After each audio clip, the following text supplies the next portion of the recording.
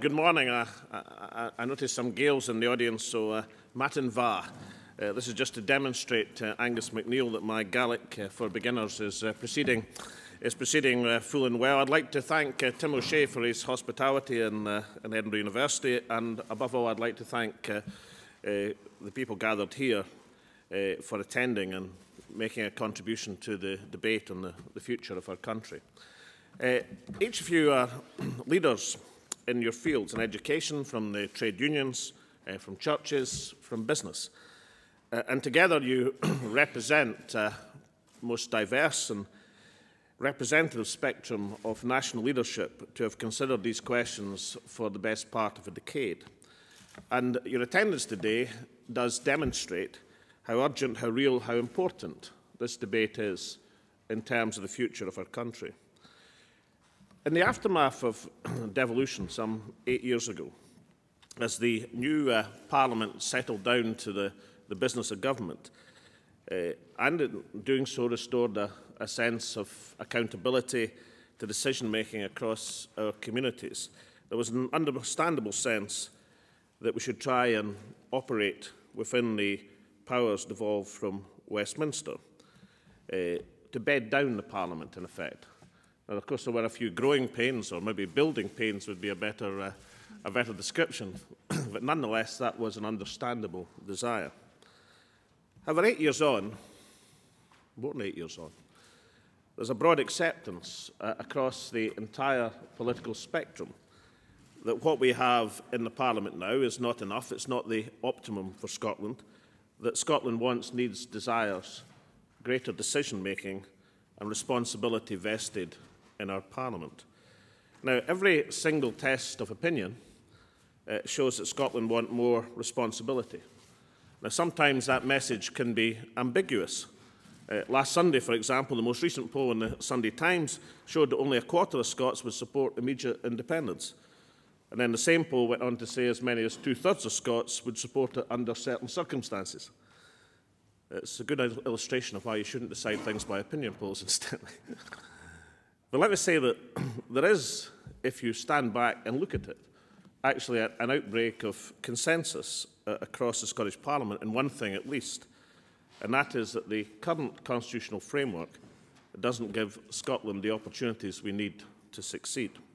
So the question is therefore not whether we should have more powers in Edinburgh, but what powers and within what timescale.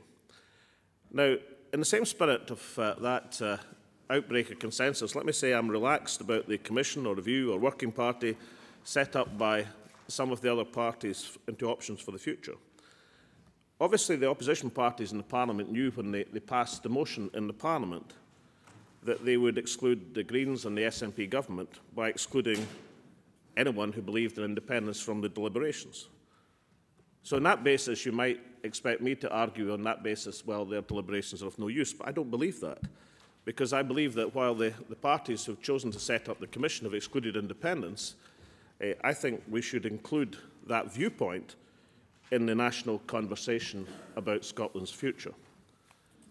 Because if the other parties can agree on a proposal for enhanced devolution, that should help us to crystallise the decision in terms of providing an alternative option to independence on a ballot paper on a referendum into Scotland's future. So my advice here today is not to look backwards, but look forwards, to look seriously at the suggestions that are being made, not just by political parties, and that's the important thing, but across the canvas of Scottish society as part of a wider national conversation. I would make one exception. I don't believe that there is any serious body of opinion who believes that powers should be passed back to Westminster. I think that is a non-starter in this debate. There is no popular mandate whatsoever for a diminution of the powers of the Parliament. The will of the Scottish people is for more repatriation of power and responsibility here in Scotland. Now, when this administration was elected on the 3rd of May last year, it was a historic day for several reasons. It marked the first change of political leadership since the creation of the Scots Parliament. It marked both the first minority administration and indeed the first SNP administration, and I hope and believe ushered in a new tone one which is derived from a firm, unapologetic assertion of the primacy of Scottish interests in terms of governance. And we saw just weeks later in elections in Wales and Northern Ireland, the people of Scotland were not alone in seeking change, in seeking a new ambition and a new future for their country. Our Celtic cousins in Wales and Northern Ireland also find a new optimism, a new possibility, and that possibility is taking them towards greater control of their own destiny. Now, that energy, that sense of possibility is the lifeblood of political change. It is the basis of lasting progress. On taking office, the government was conscious of the responsibility of this government, of any government, to the people of Scotland. And we are aware, as we always will be, of the sovereignty of the Scottish people. The decisions on Scotland's future lie ultimately with those living and working in Scotland and no one else. We should remember that those of you who have been studying the Scottish constitutional question for some time will remember that before the Constitutional Convention in the late 1980s, there was a foundation document. It came from a body chaired by Sir Robert Grieve called the Claim of Right. And the Claim of Right was a document that was signed and endorsed by all the opposition parties in Scotland by a wide canvass, many of the organisations represented here today. And what it was an assertion of the sovereign right of the Scottish people to determine the form of government best suited to our needs. One of the signatories to that Claim of Right was Gordon Brown. And I believe today, and I have to believe as Prime Minister, he remains just as committed to the sovereignty of the people of Scotland as he was when Margaret Thatcher was Prime Minister. Now, that sovereignty, that assertion of the right of self-determination was encapsulated in the Scottish Parliament's establishment by a referendum. So while the Scottish Parliament, in technical terms, is a creature of statute at Westminster, no sensible person would believe that it could be abolished or done away with, having been endorsed and entrenched by a referendum of the Scottish people. But it goes on to follow that in pursuing further constitutional change, as opposed to just tinkering at the edges, if we want substantial and different constitutional change, the governance of Scotland will also require approval in a further referendum. Now, I've already said as First Minister, I am happy to test support for enhanced devolution alongside testing support for independence for Scotland. And I just say to those who oppose the restoration of Scottish independence that just as I respect absolutely their right to hold that view, so in return I may be able to require of them a clear alternative which can be put on a ballot paper, held up to public scrutiny, and be available for decision by the Scottish people. It's not so much a nationalist, I say that, but more as a Democrat. The people of Scotland are sovereign. The Scottish Parliament is their parliament. The right to choose the future of this country is their right, the people of Scotland's right. Now, we are entitled to have different opinions about the best constitutional choice for the country. But as First Minister today, I ask simply that those who oppose an independent Scotland should assume the responsibility of constructive opposition. The debate is bigger than all of us. It's bigger than any party. It goes to the heart of who we are and who we want to be as a country. It's a debate so fundamental and so important that it demands the people of Scotland make the final decision in a referendum. Now, that's the context for the White Paper on Choosing Scotland's Future, the one that we released last August. We did want to build an open forum for discussion with no question and no answers precluded. The debate's to be led from the grassroots upwards. It's not dominated by an elite in Edinburgh and certainly not by an elite in London. Now, I think the first phase of the conversation has been extremely successful. There has been a substantial, indeed a tremendous public response. There have been events across the country, debates at universities, discussions among the voluntary organisations, a summit on Trident, a whole range of discussion. Much of the debate has been online. 250,000 hits on the Scottish Government website. Now, this is a minority government that I lead, but even if it were not so, the nature of this debate demands that we listen and are influenced by the great civic institutions of Scottish society. Now, having agreed and there being a consensus on the necessity of constitutional change, surely the task that we face in the coming months is to define the aims and nature of that change. And let me say, we should not regard this task as any sort of burden that we are forced to carry, or an obligation that has to be discharged. We should regard this and the chance to permanently shape the destiny of the nation as the greatest honour and responsibility that the country can bestow on all of us. This is our chance to lead, to build a better country for the next generation. We owe it to ourselves and the people of Scotland to discharge that responsibility with ambition and with their interests at the core of everything that we do. Now, I said at the outset that this, the next phase of the national conversation, accords a particular importance to the role of Scotland's civic institutions. Now, one reason for this might be obvious, and it'll certainly be obvious to the people who are here, but nonetheless, it bears explanation.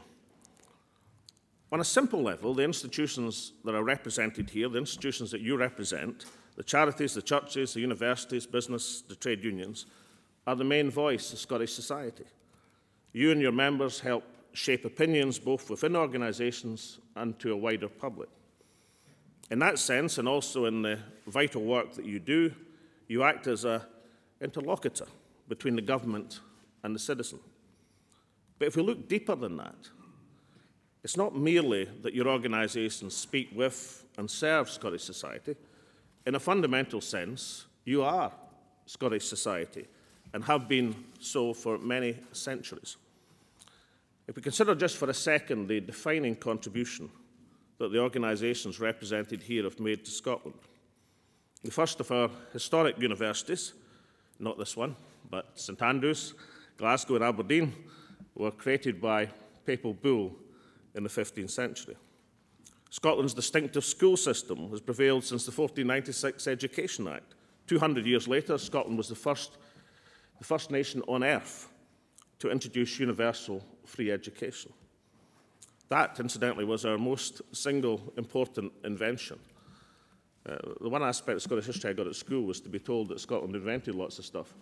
Nobody ever told me why Scotland invented lots of stuff. We invented lots of stuff because we invented free education, and therefore there were lots more people able to invent lots of things. It was Scotland's most important invention. It was the foundation of the intellectual industrial flourishing in the 18th and 19th centuries. And in partnership with the churches, our educational system has helped mould Scotland's deepest ethical traditions of humanity, compassion, social justice, independence of mind and spirit. Scotland's legal system is another special and vital set of institutions. Even the Act of Union, a document which is not otherwise without its flaws, recognises the full integrity and independence of the Scottish legal system.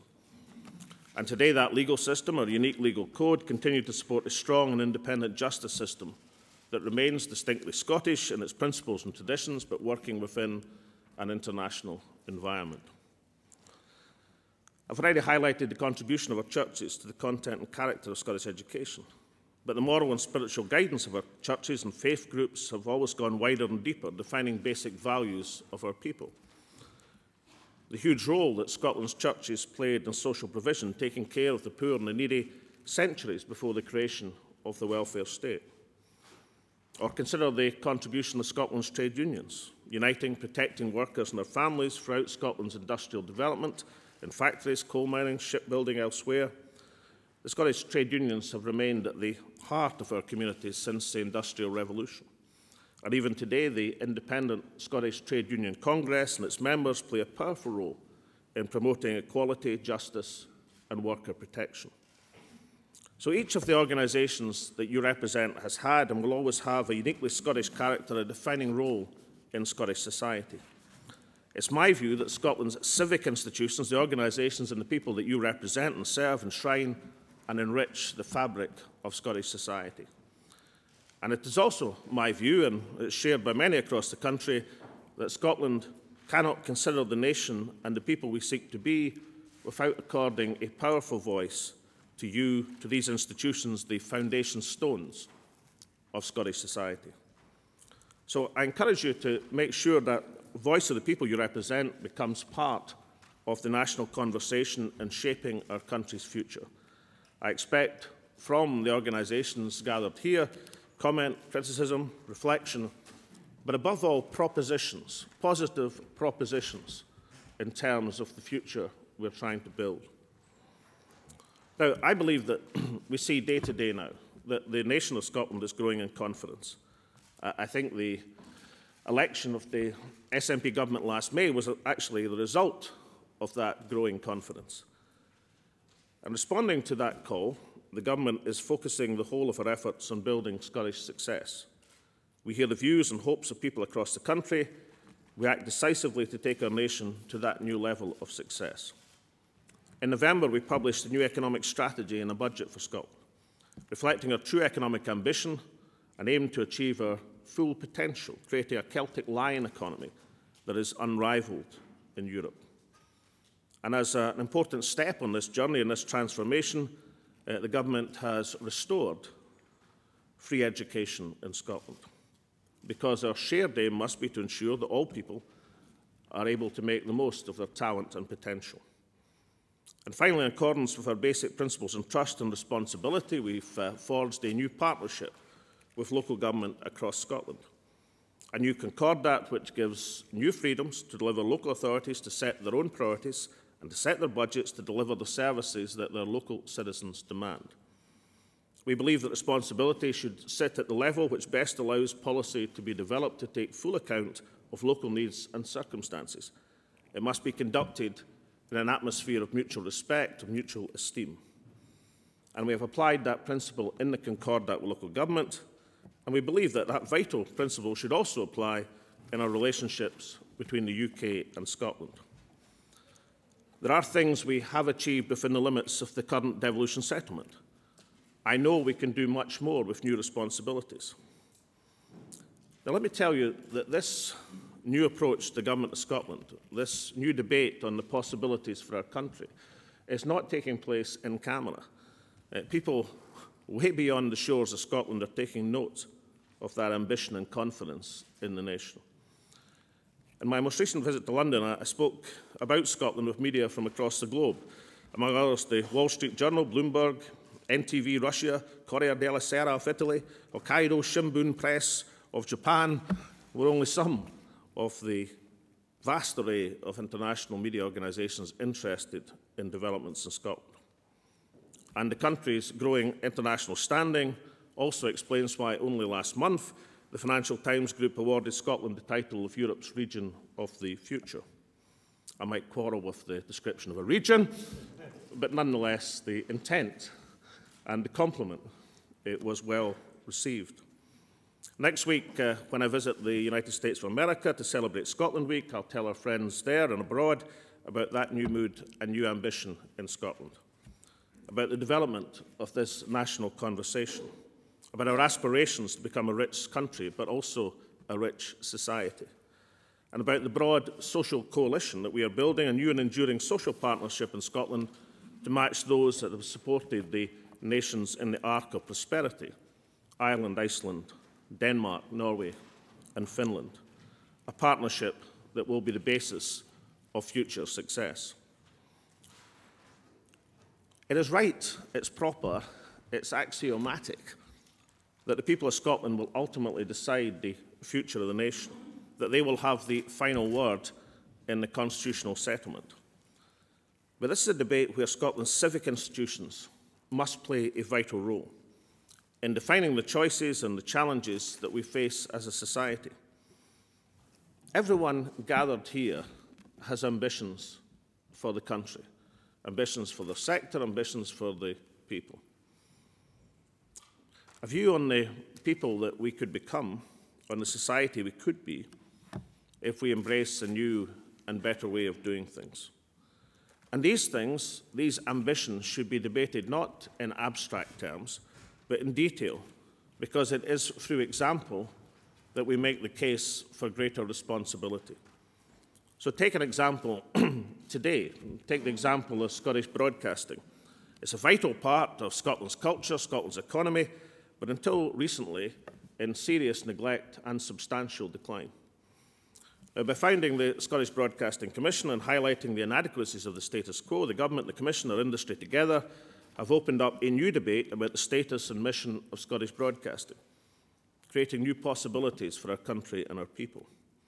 And as I speak today in Edinburgh and Glasgow, this Broadcasting Commission is publishing its interim report on culture, raising vital questions of how broadcasting serves our national identity and culture and history and education and sport and in language. I suspect, incidentally, that its proposals on sport, and particularly the coverage of Scotland matches, may attract most publicity today. But across the canvas of that part of the Broadcasting Commission's report. Now, we should welcome this report as an important step in shaping the nation and the culture of Scotland. And the progress we are making on broadcasting is an inspiring example. It shows what we can achieve with ambition and firmness of purpose. But make no mistake, had we not asked the difficult questions and challenged the status quo, then no one else would have done it for us. We must take responsibility for shaping our own future, the future of Scotland. So consider the aspects of Scottish life which could be made better and be confident in asserting a vision. To our churches and faith groups, I would say if you care passionately about humanitarian and a global role for Scotland, if you care strongly about foreign aid, if you object deeply to the presence of nuclear weapons in Scotland, then tell us and tell the people of Scotland. The voluntary organisations say if you're paying the cost of the poor decision to fund the Olympics from the lottery, then speak out. Tell us of the progress that could be made if other decisions were made. Our universities and colleges seeking more funding but constrained by the funding structure we have in government in Scotland, the same fiscal straitjacket which constrains Scottish government constrains our choices as a society. And our business organisations, if we want to enhance competitive advantage to the Scottish economy, recognise that that is the route to prosperity, then we should consider the new wealth, the new resources that Scotland could generate with greater control of our economy. And to our trade unions, we have to consider what social partnerships are required to create not just that rich country, but that rich society. Throughout our history, often the biggest steps forward, the most significant progress, requires the greatest courage and requires plain speaking. So today, the Scottish Government wants to hear your priorities and ambitions. And over the coming months, we ask you to speak with your own members about these big policy choices and the constitutional choices that Scotland must make. This new phase of the national conversation is working with Civic Scotland to broaden and deepen that understanding across Scotland. This is your time to lead, your opportunity to contribute. It is a historic dialogue, a dialogue with the national institutions to prepare for a decision by the people on the future of the nation. And with your guidance, ladies and gentlemen, I'm certain that we can help Scotland choose a future of which every one of us can be proud. Thank you very much.